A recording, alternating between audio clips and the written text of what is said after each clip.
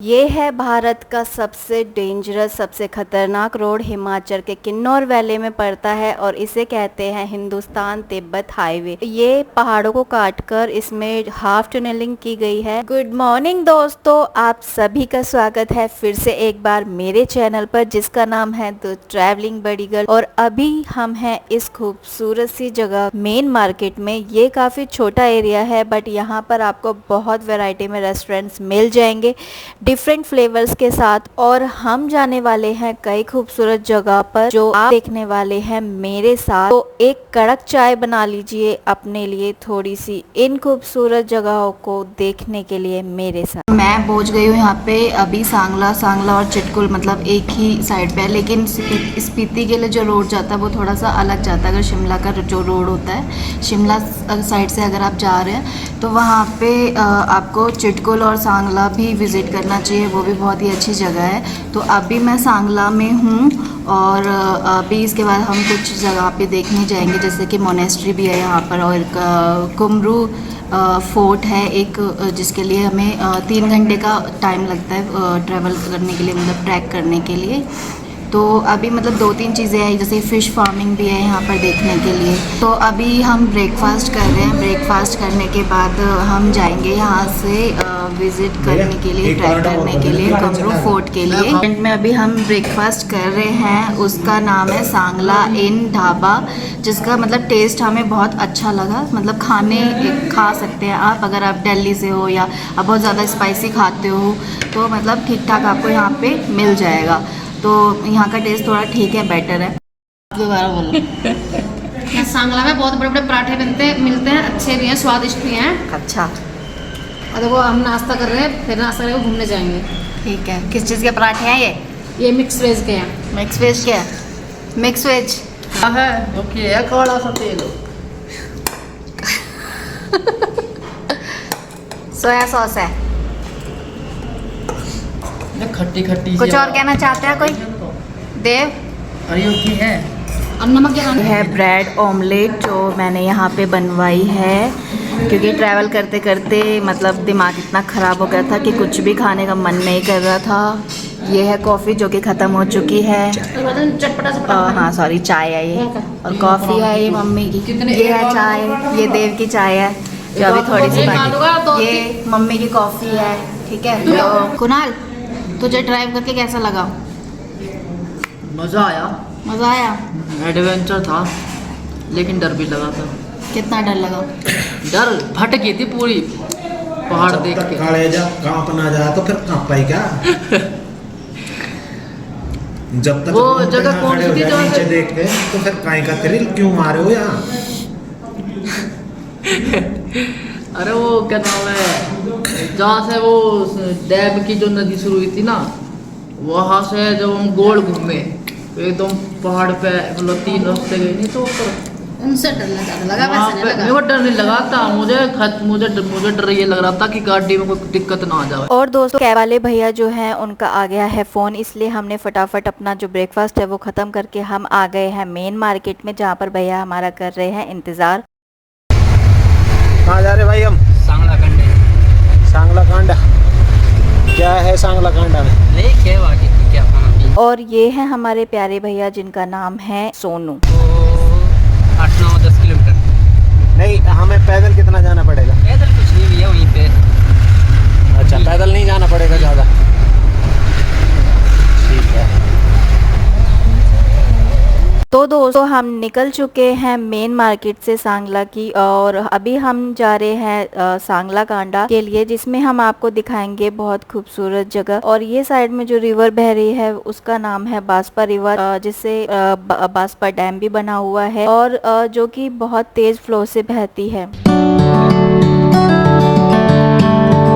और ये रास्ता है सांगला कांडा का, ये बहुत ज़्यादा नैरो है। जो ड्राइवर भैया हैं वो क्या कमाल की गाड़ी चलाते हैं। और ये जो भाई हैं बहुत ज़्यादा फ्रेंडली हैं, बहुत अच्छा नेचर है इनका। और इनके खुद के बाग हैं सेब के, और खेती भी करते हैं, बहुत ही ज़्यादा डाउन टू अर्थ हैं। कई गाड़ियाँ भी हैं जो ये खुद ही ड्राइव करते हैं, बुकिंग लेते हैं जो भी हम जैसे लोग वहाँ पे घूमने जाते हैं। और इवन इतने ज़्यादा फ्रेंडली, इतने डाउन टू अर्थ हैं कि इन्होंने हमें इन्वाइट किया अपने घर पर स्टे करने के लिए।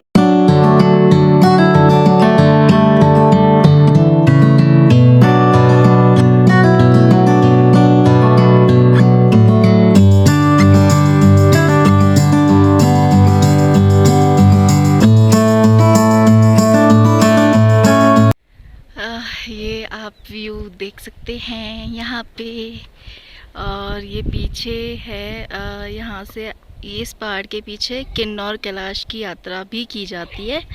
तो वैसे यहाँ से अब मैंने पूछा था, लेकिन यहाँ से आप किन्नौर कैलाश के लिए यात्रा नहीं कर सकते हैं, लेकिन यहाँ से आप महादेव के दर्शन कर सकते हैं। जिस होटल में मैं रुकी हुई थी वहाँ से भी जो शिवलिंग है वो दिखती है, और लेकिन बादलों की वजह से ढक जाती है मोस्ट ऑफ टाइम, तो ज़्यादा हाइट है तो इस वजह से दिखाई नहीं देती है, बट वो दिखाई देती है सामने से कुछ टाइम के लिए। अदरवाइज़ तो मोस्ट ऑफ टाइम वो बादलों से ही ढकी रहती है। तो बट हमने जब पूछा था, मतलब जो यहाँ के लोकल लोग हैं, तो वो उन्होंने बताया कि इस पहाड़ के पीछे से आप यात्रा शुरू कर सकते हैं, पर इसके पीछे जस्ट पीछे ही है किन्नौर कैलाश। हिमाचल सिर्फ खूबसूरत ही नहीं, बल्कि यहाँ पर रह रहे लोग भी उतने ही प्यारे हैं जितने कि हिमाचल है। और इन प्यारी आंटी से मिलकर ऐसा लगा जैसे हम कहीं शहरों की चमक चौंध में खो से गए हैं। और ऐसा नहीं है कि यहाँ के लोग जो हैं या उनकी जो लाइफ है वो बहुत ज़्यादा आसान है, पर लोग यहाँ के बहुत ज़्यादा मासूम हैं इन खूबसूरत पहाड़ों की तरह। और यहाँ सब एक दूसरे को जानते हैं। उन लोगों को देखकर ऐसा लगता ही नहीं है कि एक भी बंदा यहाँ किसी को नहीं जानता होगा। लोग बिना किसी स्वार्थ के एक दूसरे की हेल्प करते हैं। यहाँ प्योरिटी है हवाओं के साथ साथ लोगों में भी।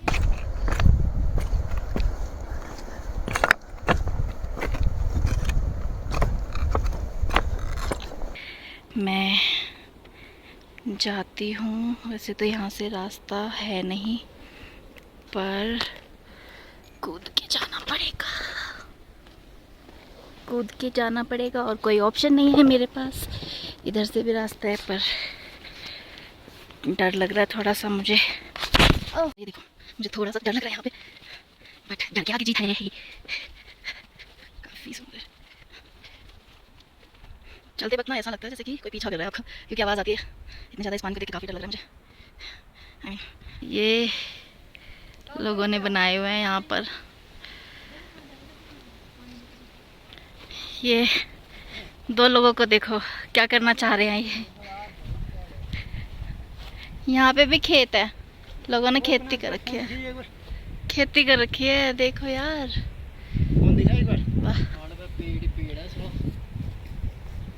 किस चीज़ की खेती, किस चीज़ की है पता नहीं, क्या उगा रखा है। बैंगन बुढ़े, इसमें बैंगन को ना।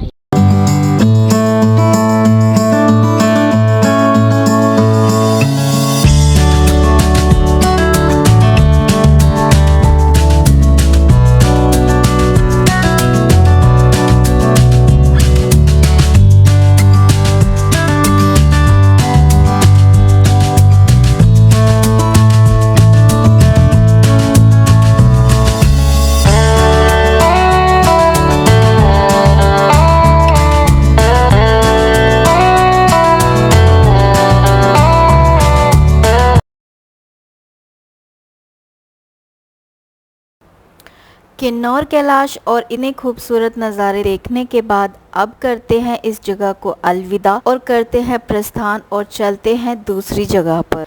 तो दोस्तों, हम निकल चुके हैं दूसरी जगह को एक्सप्लोर करने के लिए, और पहले करेंगे इन रास्तों को एक्सप्लोर। क्या खतरनाक रास्ते हैं यहाँ पर। ड्राइव एक बहुत बड़ा चैलेंज है। यहाँ पर हर मोड़ पर सांस जैसे थम ही जाती है रास्ते देखकर। भाई, हम पहुँच चुके हैं फॉरेस्ट एरिया में, और ये पता नहीं यहाँ क्या लिखा होता है। हमने भाई से पूछा भी था जो ड्राइवर हैं, लेकिन उनको भी नहीं पता था कि यहाँ पर क्या लिखा होता है, क्योंकि ये जो लैंग्वेज है वो कोई और लैंग्वेज है जो हमारे भारत में पहले बोली जाती थी।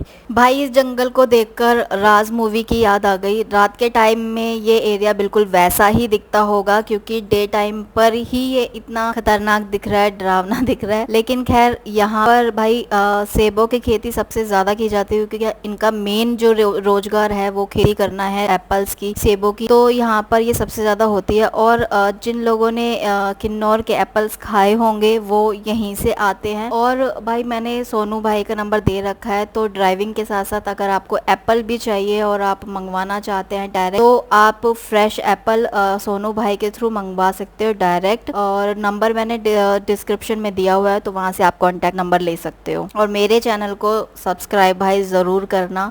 वो दो भाई मेरे पीछे से आ रहे हैं और अभी हम जा रहे हैं फॉरेस्ट, यानी कि फ़िश फार्मिंग, जो कि जंगल के रास्ते पे पड़ता है। और ये पीछे बांसपा रिवर थी और अभी हम फ़िश फार्मिंग देखने जा रहे हैं। अच्छा तो बहुत लगा, लेकिन डर भी बहुत ज्यादा लगा। तो तुम डरपोक हो? दिल मेरा तो थोड़ा थोड़ा बोलता है। मेरा दिल कमजोर है, तो मैं इसलिए पहाड़ों में इतनी की खतरनाक जगह है। दिल रास्ता खतरनाक है, कच्चा रास्ता है। अच्छा। अपनी गाड़ी से नहीं आ सकते। हाँ। यहाँ से तुम किराए पर ये करनी पड़ेगी, गाड़ी टैक्सी वो जो भी है। ठीक है। और ये जिसका दिल मजबूत हो वो यहाँ पे आना। मम्मी का कहने का मतलब ये है, मम्मी बहुत ज़्यादा डरपोक है। ठीक है, तो कमजोर बहुत ही छोटा दिल है मम्मी का, धक धक करता है। ठीक है, तो लेकिन एक चीज़ सही है कि यहाँ पे 4x4 ही चलती है गाड़ियाँ। अपनी गाड़ी नहीं चलेगी। हाँ, मतलब अपनी गाड़ी अगर आपकी 4x4 है, या फिर आप बहुत ज़्यादा एक्सपीरियंस ड्राइवर हैं, अगर आप बहुत आपको ड्राइविंग आती है, आप एक्सपीरियंस हो, आप पहाड़ों में चला सकते हो, तो आप चला सकते हो। अदरवाइज़ आपको 4x4 चलानी पड़ेगी, वो भी एक्सपीरियंस के साथ। अदरवाइज़ आप 4x4 लेने के बावजूद भी नहीं चला पाएंगे। ठीक है, पर मुझे बिल्कुल भी डर नहीं लगा। मेरी मम्मी माताश्री बहुत ज़्यादा डरपोक है। पहाड़ी देख के, खाई देखकर डर गई, क्योंकि वहाँ पर डैम था। मुझे डैम का नाम नहीं पता, लेकिन डैम था, या क्योंकि यहाँ पे हाइड्रो पावर इलेक्ट्रिक ये मतलब यहाँ पे इलेक्ट्रिसिटी बनाते हैं, पावर प्लांट लगे हुए हैं। और कौन सी कंपनी के ये मुझे नहीं पता। तो और पहाड़ों में, हिमाचल में तो कई डैम हैं, बहुत सारे हैं, कई बिजली पैदा करते हैं, क्योंकि यहाँ पर है ही नहीं सुविधा ऐसी। तो बहुत लोग हैं जो सोलर प्लेट यूज़ करते हैं। सांस चढ़ गए हैं मुझे। बस थोड़ा सा जंगल में डर लगता है जंगली जानवरों का, क्योंकि आपको अकेले चलना नहीं चाहिए। तो मैं थोड़ी सी रफ्तार बढ़ा लेती हूँ सबके साथ चलने के लिए। भागो। बहुत अच्छा लगा जो यहाँ चल रहे हैं, पेड़ कितने सुंदर हैं, देवदास के, बहुत ही प्यारे। ये है सेब के पेड़, जिस पर अभी ग्रीन एप्पल लगे हुए हैं। पूरी तरह से अभी पके नहीं है, साइज में अभी छोटे हैं, क्योंकि अभी टाइम लगेगा इनको पकने में। और ये है प्यारी सी मछली, जो कि एक छोटे से तालाब में यहाँ पे बनाया हुआ है। छोटे से तालाब में 1-2 मछलियाँ, ज़्यादा नहीं है। और फाइनली हम पहुंच चुके हैं सांगला के ट्रॉट फार्म में, जहां हम देखने आए हैं मछलियां उत्पादन जो यहां की जाती है। और इन पहाड़ों की एक बहुत अच्छी बात यह भी है कि जो इनकी मिट्टी होती है बहुत ज़्यादा उपजाऊ होती है। आप कोई भी फसल यहां उगा सकते हो, जैसे कि आप यहां पर देख सकते हो इन फूलों को, जो कि नॉर्मल साइज में नहीं है, बल्कि यहाँ के जो फूल है वो बहुत ज़्यादा बड़े साइजेस में होते हैं और बहुत ज़्यादा प्यारे लग रहे हैं।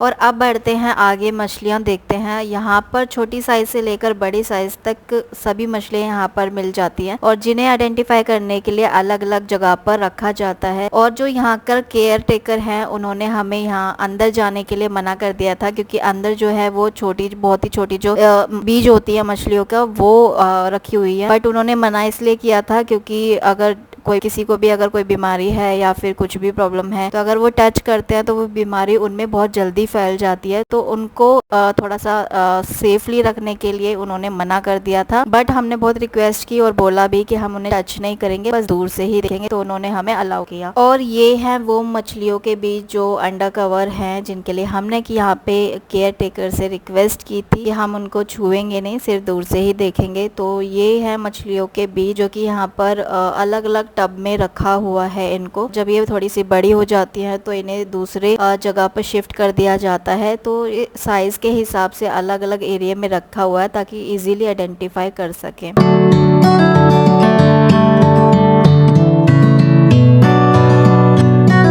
फिश फार्मिंग देखने के बाद मैं करवा रही हूँ फोटोशूट और अब करते हैं इस जगह से प्रस्थान और अब दिखाते हैं आपको इस ट्रिप की कुछ बेहतरीन जगहें जहाँ आपको होगा पुराने कल्चर का अनुभव। प्यारी प्यारी मछलियों को देखने के बाद हम पहुंचे हैं बैरंग नाग मंदिर। यहाँ पर अब भी लोग पुराना कल्चर ही फॉलो करते हैं और ये देखकर बहुत अच्छा लगता है। बस बुरा तब लगता है कि जब लोग अपने मुताबिक ही चीज़ें बदल देते हैं और यहाँ के जो हाउस स्ट्रक्चर है वो सब बौद्ध धर्म को दर्शाते हैं। और यहाँ पर जितनी भी ट्रॉफी रखी हुई है ये सब यहाँ के बच्चों ने किसी ना किसी खेल या प्रोग्राम या फिर कार्यक्रम में जीती है। तो जो भी विनिंग ट्रॉफी मिलती है बच्चों को वो यहीं पर रखी जाती है, यहाँ के भगवान को डेडिकेट की जाती है। ये है बैरंग नाग जी का परम स्थल जो अपने पुराने प्रतिरूप में आज भी आप देख सकते हैं। इसकी पुरानी लुक और पुराना जो इसका स्ट्रक्चर है आपको और भी ज़्यादा आकर्षित करेगा और बहुत ही सुंदर है और जिस तरीके से इसका निर्माण किया गया है वह बहुत ही ज़्यादा लुभावना है। बैरंग नाग जी द्वारा या फिर कहें उनके आशीर्वाद से इस स्थल का निर्माण किया गया था और इस स्थल पर यहाँ के लोग अपने पारंपरिक त्योहार भी मनाते हैं, इस स्थल पर मनाते हैं।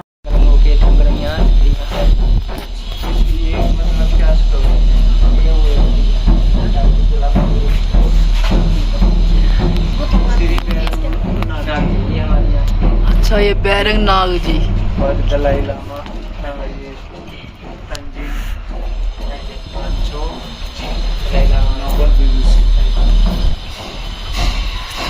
मैं यहाँ कर रही हूँ अपने पापों का खात्मा जो मैंने अपनी ज़िंदगी में किए हैं। एक्चुअली जो मैं घुमा रही हूँ मुझे उसका नाम तो नहीं पता, बट इसे घुमाने से आपकी गलतियाँ या आपने अपनी लाइफ में जो भी पाप किए हैं वो ख़त्म हो जाते हैं।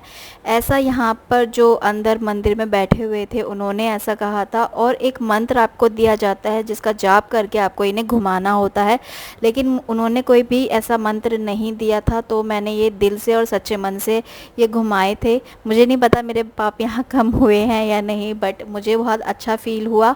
और जो मंदिर है इनका बैरंग नाग जी का, उसमें आपको जाने की अंदर जाने की कोई भी अनुमति नहीं होती, आपको बाहर से ही दर्शन करने होते हैं।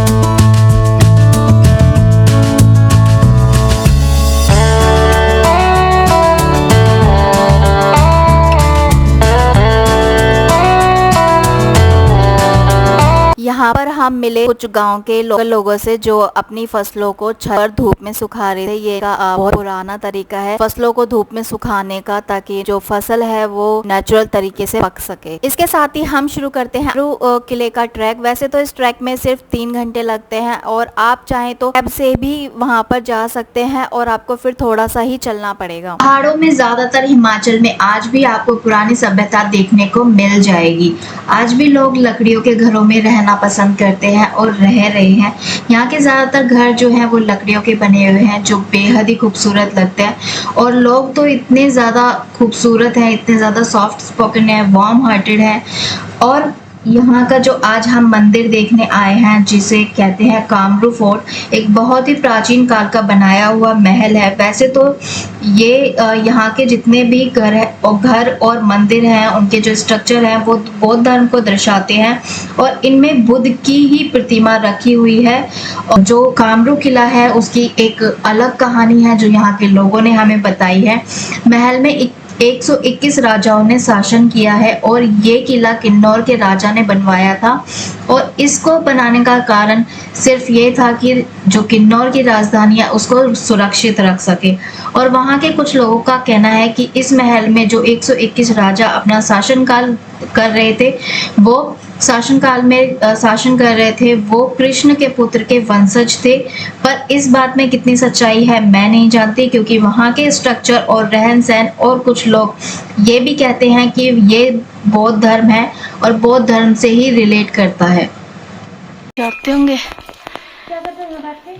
अतुल्य भारत सरकार के स्वच्छ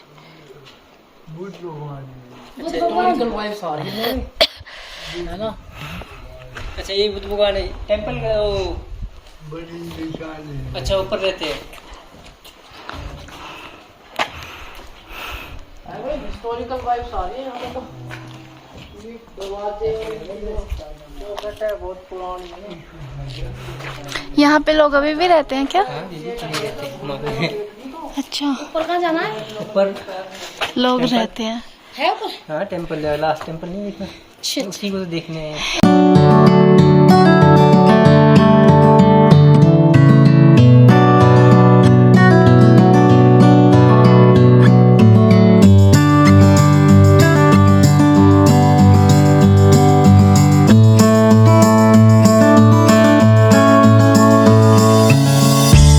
रुको अभी खत्म नहीं हुआ है, ये सिर्फ मंदिर है अभी जिसके लिए हम इंतजार कर रहे थे इतनी देर से वो अभी आएगा, जिसके लिए अभी हमें करना होगा ट्रैक छोटा सा। तो शुरू करते हैं अपना ट्रैक कामरू फोर्ट के लिए।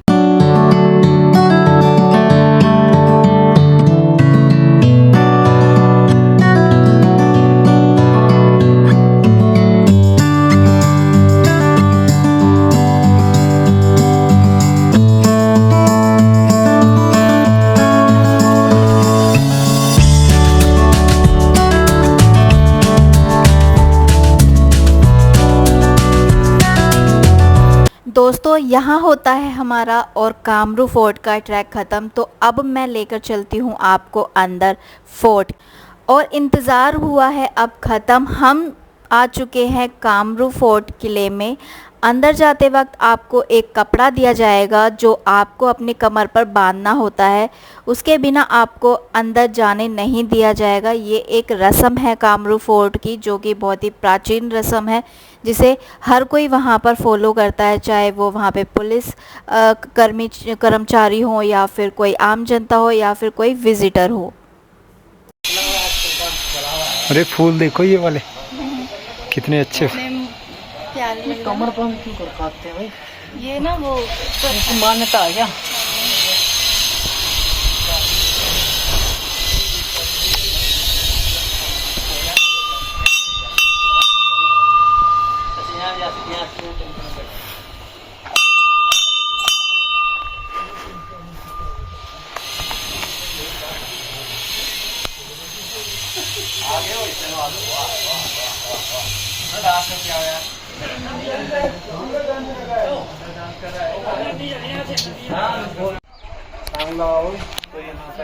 जरूर आए। जो यहाँ जिन्ना हो ना, जो यहाँ रास्ता हो चढ़ने का, तो कुलदीप तो वहाँ भी चला जाएगा, वहाँ भी ऊपर चोटी पे चला जाएगा, जो रास्ता होता है और पीछे पे सही चल देगी। हाँ तो चले, मैं तो चली जाऊँ, मेरे को डर नहीं लगता। विजिट करके वापस जा सकते। हाँ जी बहन जी आपको क्या हुआ? अरे मैं तो नू सोच के परेशान हूँ, राजा कहता कैसा हुआ? ये बहन जी को परेशानी है। दाढ़ी खुजा के सोच रहा है कैसे बनाए। कामरू फोर्ट को देखकर सच में ऐसा लगता है कि इसमें जो भी रह चुके हैं उनकी हाइट ज़्यादा नहीं होगी उस वक्त, क्योंकि किला जिस तरह से बनाया हुआ है ये सच में बिल्कुल अलग है। इसकी हाइट स्ट्रक्चर बहुत ज़्यादा अलग है, तो ऐसा लगता ही नहीं है कि जो भी यहाँ पे रहे होंगे या रह चुके हैं उनकी हाइट ज़्यादा नहीं होगी। और अब करते हैं इस जर्नी को यहीं पर एंड, और हम मिलेंगे फिर से एक नई डेस्टिनेशन पर। मेरी वीडियो अच्छी लगी होगी then do subscribe, share, like and comments.